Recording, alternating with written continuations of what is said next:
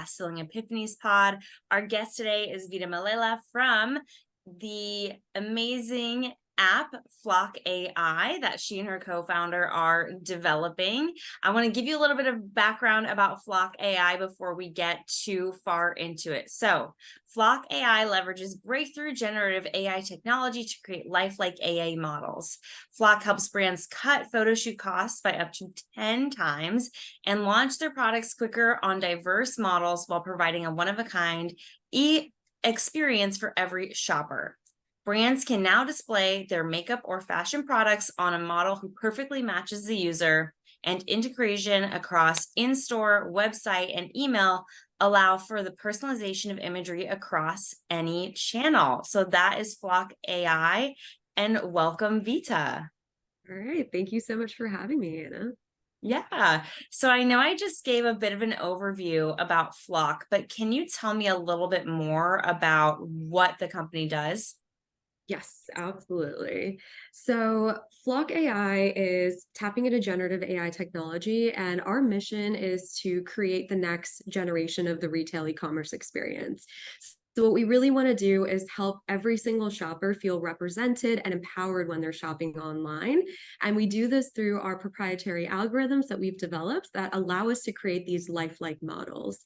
And then we can go in and supplement any brand's photo shoot with our diverse models and provide these integrations. So visually for every single customer that comes onto their website or their store, they can actually see an image that matches them. So imagine going to a lipstick website and actually being able to see that lipstick on someone that's a similar skin shade as you, or going for a dress shopping online and actually being able to see the dress on someone that's a similar body shape, height, weight as you. So you really can make a very informed purchasing decision online. And not only for the customer experience, we really want to support the brands too, from small to large, to be able to, have this type of imagery on their website. So typically brands that work with us, like you mentioned before, they can see up to 10 times cost savings and get to market significantly faster too. That's such an interesting idea because I agree. So many of us are shopping online and we see a model wearing something or wearing a shade of lipstick, but that model doesn't look like us. So we can't imagine how that will look on our own skin tone or on our own body. So can you tell me more about where this idea came from? Yeah, absolutely. So you know this, but we were working on more of a B2C idea before, and the mission has really remained the same as we transitioned over to this B2B idea. And it really came from our own personal pain points. My co-founder and I have never really seen anyone like us when we're shopping online, really been able to understand how these products work for us.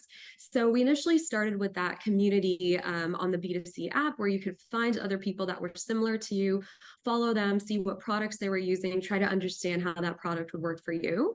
But eventually, just kind of based on our skill sets and what was the feedback from the customers and the brands, we transitioned over to this B2B idea, along with the new generative AI technology that's coming out to really still hit that same mission, but to do it in a way that really speaks to our skill sets and what our experiences are. It sounds like this was a huge pivot point for you all to take it from this B2C kind of app that you had and just completely pivot the business focus. So how hard was that decision to make? I mean, you had to abandon, I'm sure, a lot of hard work to build that B2C model that you had put in place. How did you even make that decision? Oh my goodness. It was not easy. When you start something, it feels like your baby. And we definitely poured like over a year of time into this app, right? And we thought when we launched it, it would be like this magical moment when everyone would come and be like, wow, this is what I'm looking for. And this is like solving all my pain points. But as we really understood why customers were coming to the platform and why brands were signing up with us, that initial offering that we were giving them just felt like it wasn't meeting their needs. So, we did have a few hundred brands on the platform. We had a few thousand customers. We had presence across a couple dozen college campuses, but we weren't seeing the level of like stickiness and the level of like customer growth that we had hoped for. So as we spoke to the brands and the customers for why did you even come? What was like the reason that brought you to Flock? it really went back to that original mission. Like, I just really wanted to find someone similar to me to see how this lipstick looked like on them or how this other product was working for them. So we were like, okay, this is the core of our offering. That's really why they're coming here. It's not, you know, the opportunity for discounts or kind of like a new place to shop that's standing out to them. So then we sat down, and for like 3 months, I think we hold ourselves up and we were like, what can we do that would like really, you know, give an offering that would match that kind of ask that's coming from the brands and the customers.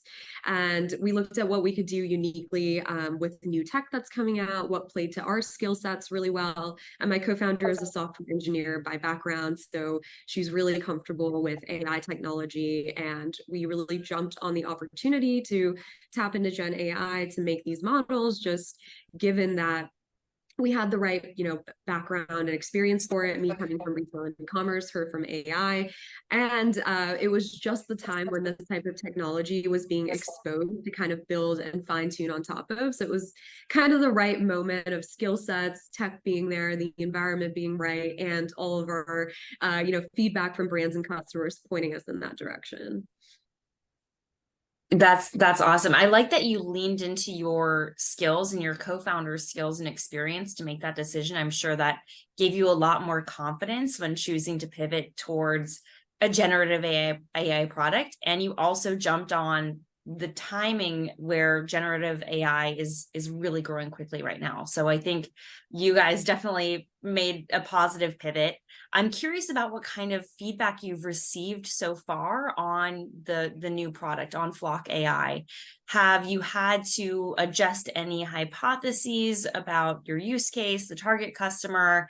What are you starting to hear from your first group of users? Or are you even at that point yet? Yeah, absolutely. So we actually will be seeing our tech launched in a couple of brands in the next few months. So I'm super excited to share that with you as they come out. But yeah, we initially started with a really heavy beauty focus, given that was kind of what our B2C app had focused on, and where we felt like we just had a lot of time invested and a lot of knowledge that had built up over the year.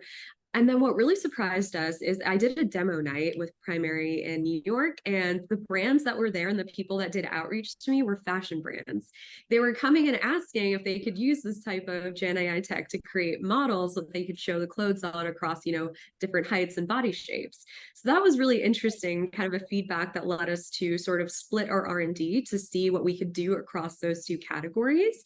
And it's kind of started to grow from there, where we're looking at other accessories, handbags, shoes, stuff like that. And that's something that now is really going to set us apart as one of the only companies that can create these type of AI models that can be used across different categories too. So that's been a really interesting feedback. And then one other major thing is it's a saturated market for these brands. It's really important for them to stand out. So you can't offer like a one size fits all type of, you know, posing for the model, or like consistent type of, you know, model faces for them to use if they're a makeup brand. So we've really fine-tuned our models to be able to be flexible in the type of images that we can create. And again, because we're powered by generative AI technology, it really gives us flexibility in how we can give out this imagery, how we can learn on top of the brand's old images and actually create new ones that match their brand voice and their aesthetics. I like that you're using the brand's previous images to kind of create this new picture and vision. So using, as you said, there are pre-existing brand images. That's an awesome way to kind of hack it. You've mentioned your co-founder a few times. So tell me a little bit more about how you two found each other early on. I know that you both were at Wharton, and then you each took a little bit of time off from school to focus on the business. So how did you find each other? And then how did you determine your roles within the company? Absolutely, yes. So super lucky to have found my co-founder so quickly at Wharton. And I think what worked so well is both of us were the very vocal people that were going around saying, we want to start something, we want to start something, like who else is interested? Can I connect with you? And just had so many coffee chats with people, but she was someone that people kept telling me that I needed to connect with. And when I finally got some time with her, our like 20-minute coffee chat literally became 2 hours. And we were already throwing around ideas right then and there during that coffee chat. So things just aligned really well in that way. And I think it was really important that both of us had that strong conviction of it's the startup or nothing. Like we weren't kind of like, oh, maybe, I'll look at recruiting on the side for the summer and also see how this flows out. I was really lucky to find someone that was like, let's just go all in, let's figure this out. So I think a bunch of things like that aligned. And then, of course, like we chatted about before, really complementary skill sets. So highly technical. For my co-founder, has worked in AI like before, has built her own platforms before, and me with a very operational kind of business operations background. So that worked really well. And I think that's also what kind of allowed us to very easily fall into the roles that we have. Just into like the CTO CEO role based on previous experiences, what we would be focusing in on for the startup moving forward too. And something that's come up in some of my Wharton courses on entrepreneurship is how co-founders determine equity split in titles. So you've mentioned how you came to the titles. It was really just based on your prior experience and strengths, but did you have any conversations about equity split early on, and what was the outcome of that? Yes. Oh my gosh. I completely remember the professors telling me this too, and I totally understand. I think what really stood out to me from what the professors told us too is the idea doesn't mean as much as you think it means. Sure, like one person could have come in with the idea, but it's all about execution. How will you guys work together to really bring this to market and grow the company? And if this person is someone that's been in the trenches with you from day one, the time commitment is equal, the amount of effort that's going in is equal. I think that really helps with like determining the equity split too. And there's also a founders agreement that actually I think is public, and our school has a version of it too. And I think it's super helpful to go through that because it kind of lays out like how will you think about your roles, how will you think about any disagreements that might come up. And then what's really good in there that they have is you have an equity vesting schedule too. So just because you might split it 50-50, it's not like, they own it right off the bat. It has like a 1-year cliff, and then you can slowly vest it over the years. So it keeps everyone either A, involved in the company for a long period of time, or if someone does end up having to leave, you're not suddenly losing, 50% of the company as they go. Definitely using the tools and resources that they provide for us here at Wharton. I'm curious if there were any others that were available while you were a student here that were really helpful for the two of you along this journey. Oh my gosh, yes. I dug into these resources so much, so happy to share. I think some of the really big, well-publicized ones are the Venture Lab and the VIPC and the VIPX kind of accelerator programs that they have. VIPX especially was really helpful because you get one-on-one advising. You also do group advising with the other members that are part of your cohort. And it's just like set deadlines and goals and somebody that's like kind of behind your back, keeping you on track. And that was something that I really appreciated as an opportunity out of Wharton. There's a ton of different, non-equity grants out there. So you're not actually giving up any company ownership when you apply to them. Some of the other resources that we really took advantage of is just our classmates and professors, like wealth of knowledge. And everyone was like more than willing to give us, hours of their time, honestly, going above and beyond.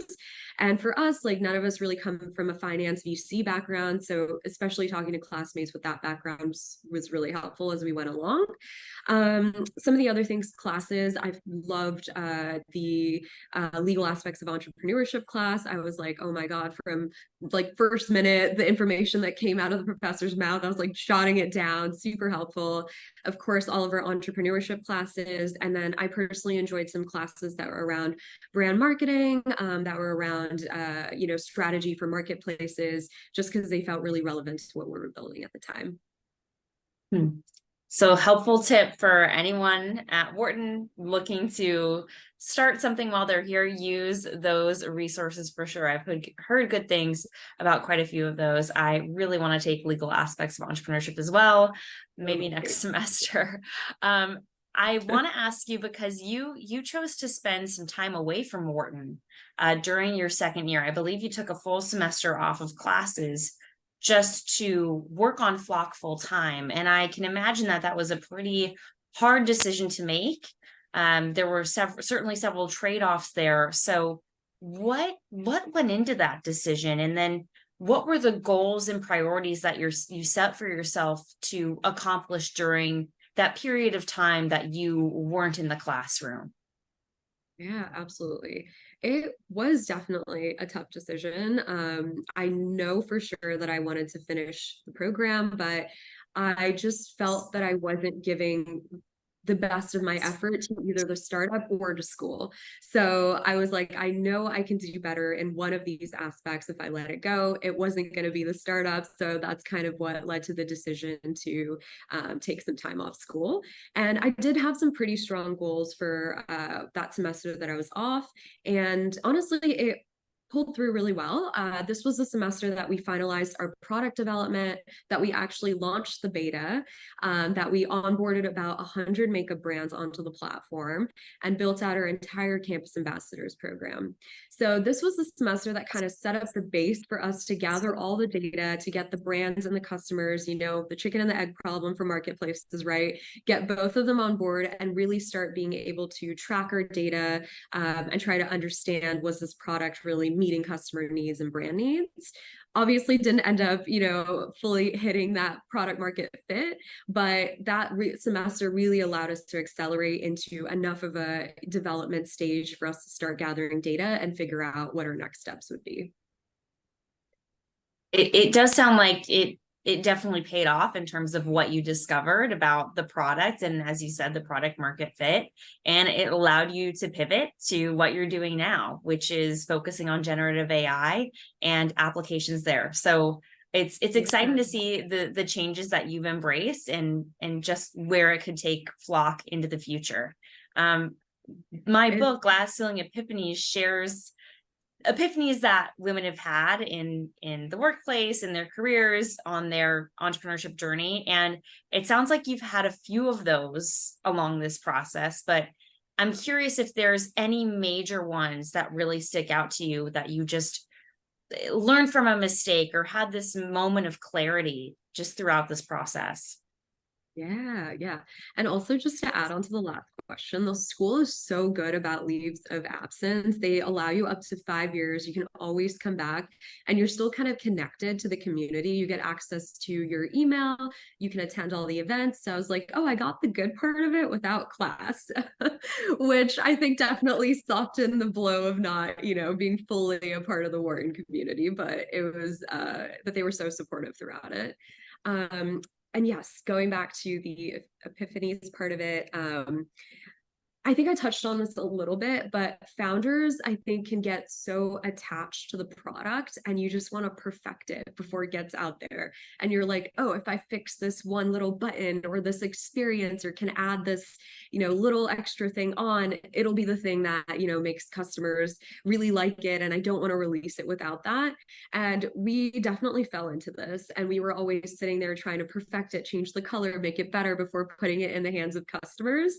But I think the biggest learning experience was just get something out there. The more you learn from them, the more you talk to your customers, see how they're using it, the better you can build for what they need.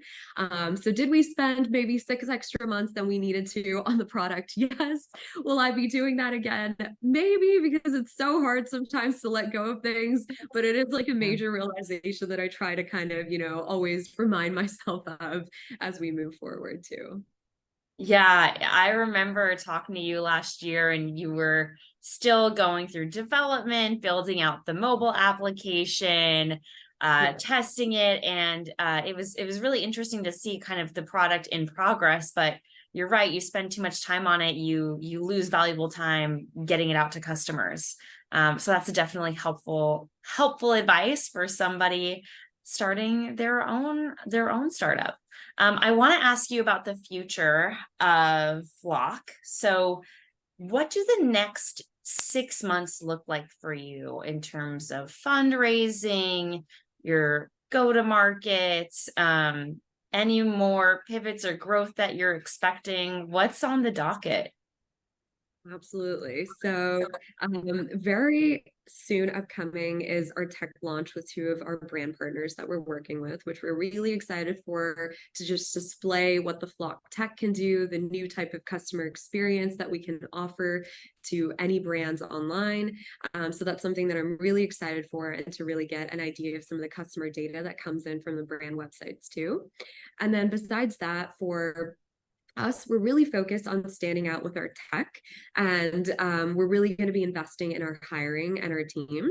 So right now, all of our engineers are out of India, and a little fun fact that I love is we are a majority female-led team, even across our engineering and our product and our marketing side, which is amazing. But most of them are based out of India right now. So I'm looking to see if we can bring on some more, US-based team members, just to be able to collaborate with them on EST timings a little bit more. We really want to grow the R&D side of things too, focusing on computer vision engineers that will allow us to develop our tech to be applicable across a wide variety of categories, from makeup to fashion to accessories. And then what I'm really excited for is a self-service platform. This will allow brands to come in on their own and actually be able to generate out these models on our own.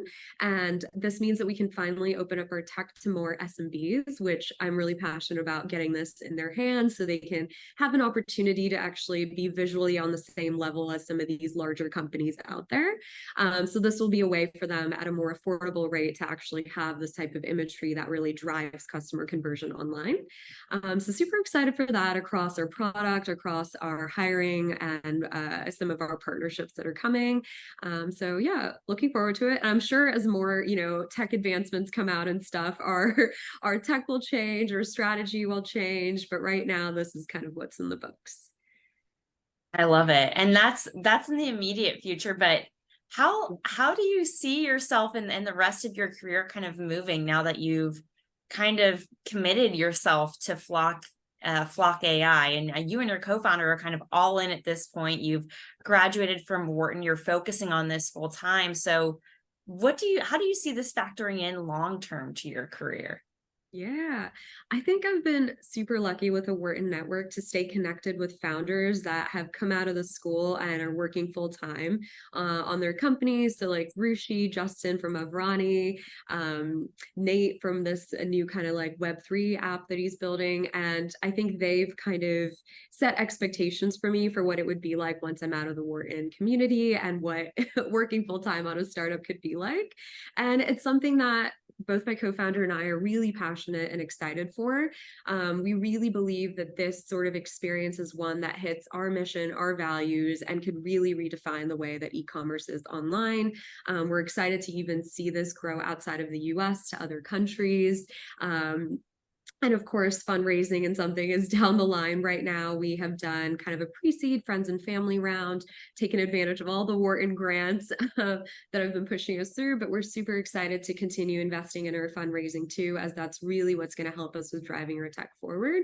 But we're very passionate about this. This is kind of the sort of, day-to-day life and experience and building that we want to be doing.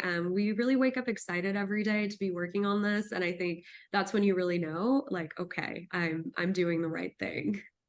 I love it. I love it. And you said that you have a mostly female team and that team is growing. So Yeah. how can we keep up with Flock and hear about any opportunities? Absolutely. So our website is flockshop.ai. Our Instagram is flockshopping, and then you can always email me directly at vita@flockshopping.com. And then, of course, a little plug for my personal TikTok. If you want to see the behind the scenes of building a business, my handle is just at Vita Mallela on TikTok. I try to share, day-to-day experiences of building Flock on there too. didn't know you were doing that on TikTok. I'm gonna have to follow you and watch. Yeah, I need to be better at it, but I'm getting a few videos up a week. Yeah, that's good enough. I really am curious to see kind of that inside look at the day-to-day of a founder trying to grow. That's so interesting. Thank you for also sharing that with people. We don't always get to see that with founders. So I wanted to ask before we wrap up, if there's any final piece of advice you would offer someone who is just starting this founder journey. Maybe they're still in their MBA classes and just have an idea, or they don't have an idea, but want to start something and are looking for a co-founder. What would you say to that person to kind of encourage them to take that next step?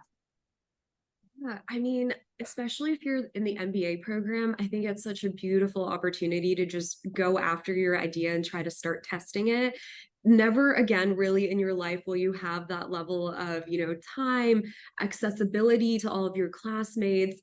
A lot of our friends were definitely our initial guinea pigs that we forced them into, to have that level of like customer access and feedback, support of your professors, the school.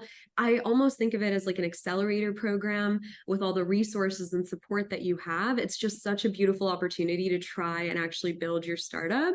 I think something that you really have to do, especially, is realize why you're building it. If it's just kind of to, get rich quick, or like kind of be like, oh, to be a founder, it seems like such a glamorous life. It's not. There's so many other easy ways to kind of get there. So I think if you know your why, your mission, for even when things are so hard and things feel like nothing's going right, your why for why you're still getting up in the morning and still working on this, it's really gonna, help you push forward. And I think the other thing is, don't be afraid to prioritize yourself. Burnout is real. I felt like, I was like, I have 2 years and I need to be working on this every day before I get out and try to like, have this company ready to go. But the more that you can kind of prioritize little moments that are good for you, help your mental health, the better that you can be every day you come to the business. So I guess to summarize, just go for it. This is the best time now, and make sure you also know your why and you prioritize yourself too as you go through the steps of building a startup. And of course, email me if you want to. Happy to chat. Awesome. Well, thank you so much, Vita. This has been such a great talk and session. I appreciate you being so candid about the experience. I'm so excited to see what is next for Flock AI and to watch you just grow as a co-founder. So thank you so much for joining me, and we'll see you all next time. Thank you again for having me.